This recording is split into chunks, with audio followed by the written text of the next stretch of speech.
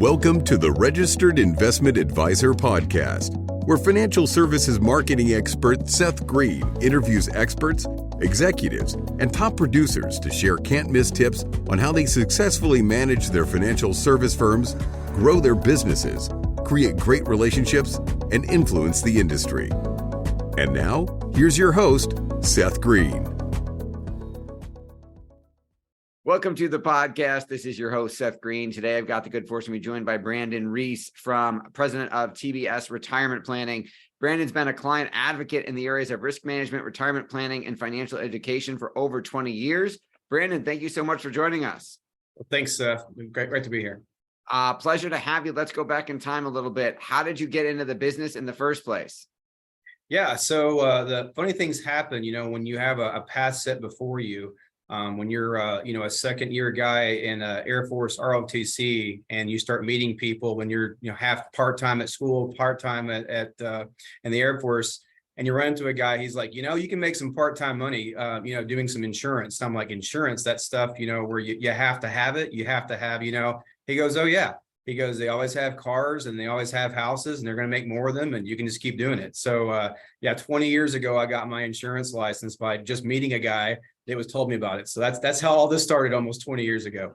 Wow, that is absolutely incredible. So you got sucked into the business, and I would imagine you probably worked somewhere first, right?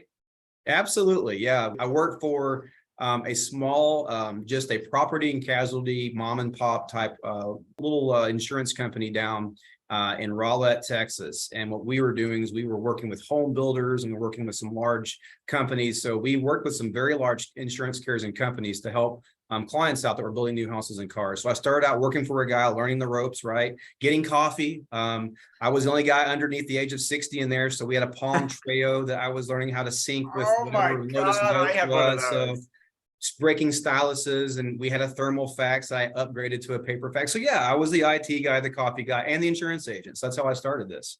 That is awesome. At one point, did you decide to graduate from being the low man on the totem pole and then ultimately leave to start TBS? Once again, when you start talking to people, they listen and they give you this advice. And sometimes you dive in and sometimes that you don't. So I worked through the ranks of started actually going to get my investment license. I was making referrals as an insurance agent to these guys, and they were like driving nicer cars than me, and they were playing at better golf courses than me. Like, what's going on? Hey, we do everything for clients. We do everything. But you can't start here. You got to go somewhere else first. I'm like, wait. So they sent me down the road of the large big three and the ones you're supposed to have on your resume. And, I did that for 10, 12, 13 years, almost 15 years, and then realized one day that, just doing one thing wasn't great. Also working in corporate wasn't great. How could I take, Wall Street and bring it to Main Street? And so what I wanted to do was to bring that level of service that I learned for all those years and do it for people right here in my hometown. Small burg of, 7 million people here in Dallas-Fort Worth. Yes, small for sure. So how did you then build TBS? Obviously, you had to hire people, you had to bring your clients and then get more. Talk a little bit about you've had an interesting journey along the way. Absolutely. So the interesting thing happens when you're actually doing consulting along with doing a financial planning. So a few years ago, I got my consultant's license to where I'd stepped out of financial planning actually, and I was actually going through financial planners and showing them how to do what we call now fintech, which was looking at financial technology and then trying to integrate that into practice, because technology folks don't speak financial planning real well.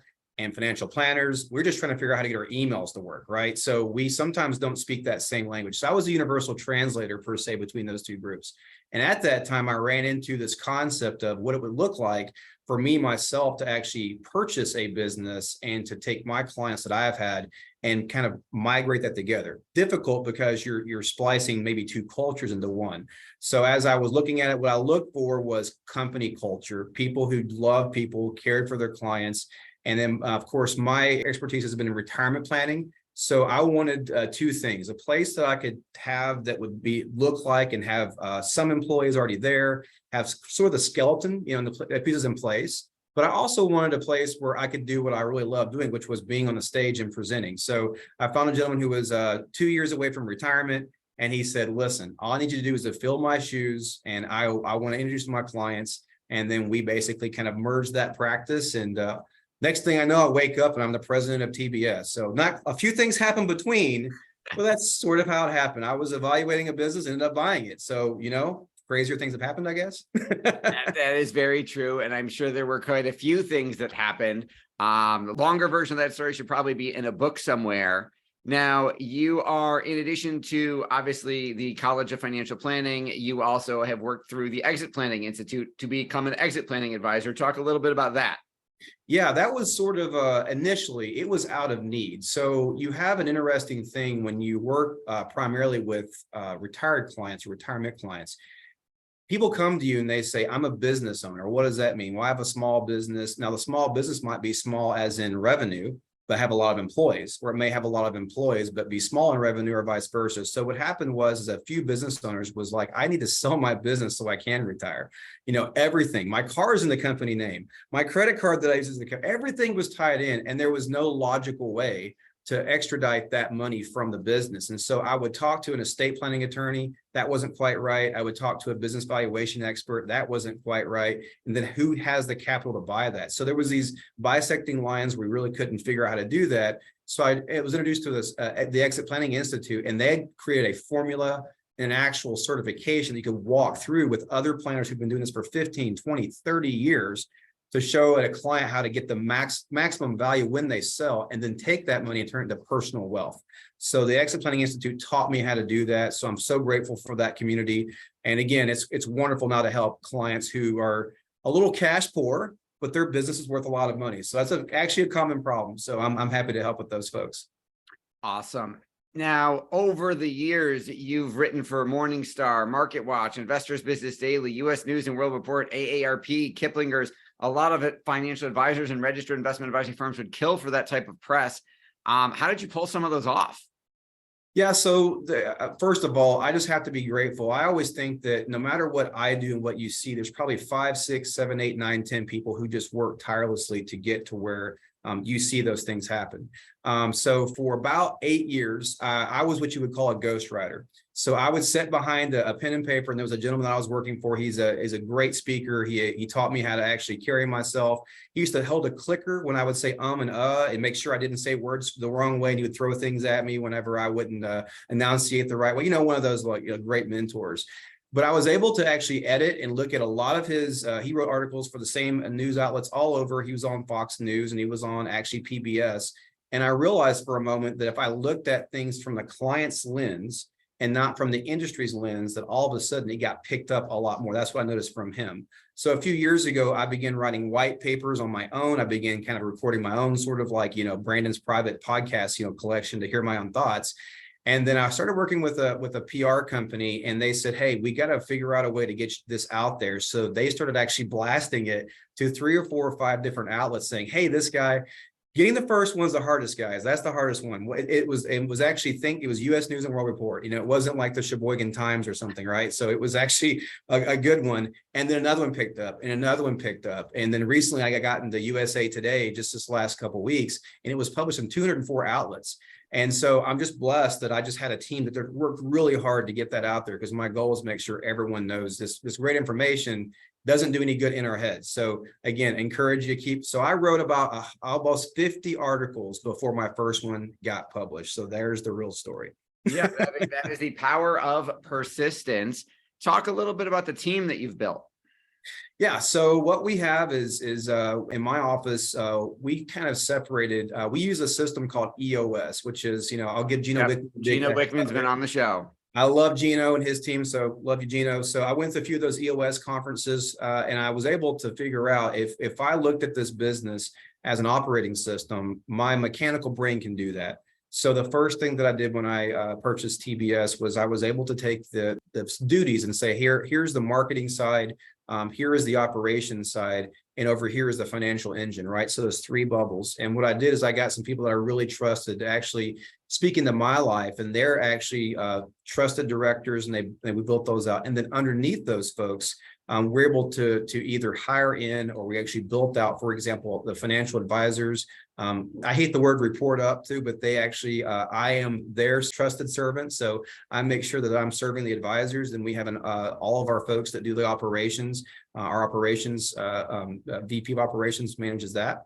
And then we also have a professional speaker who is also our treasurer, which is a phenomenal way to have people do the same things. But the treasurer is a great position to make sure that the cash flow is working right. Because if I get into the weeds over in the financial side, or in the weeds on client applications, my mind cannot be clear enough for me to make decisions that are big picture. And so I can be the visionary that I need to be. So again, is letting me be the visionary and trusting people beneath me to do the things because I support them.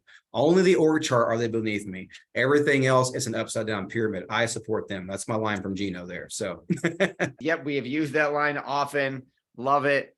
What are your challenges now? You've achieved so much success for yourself and your clients and your firm. What are you running into now?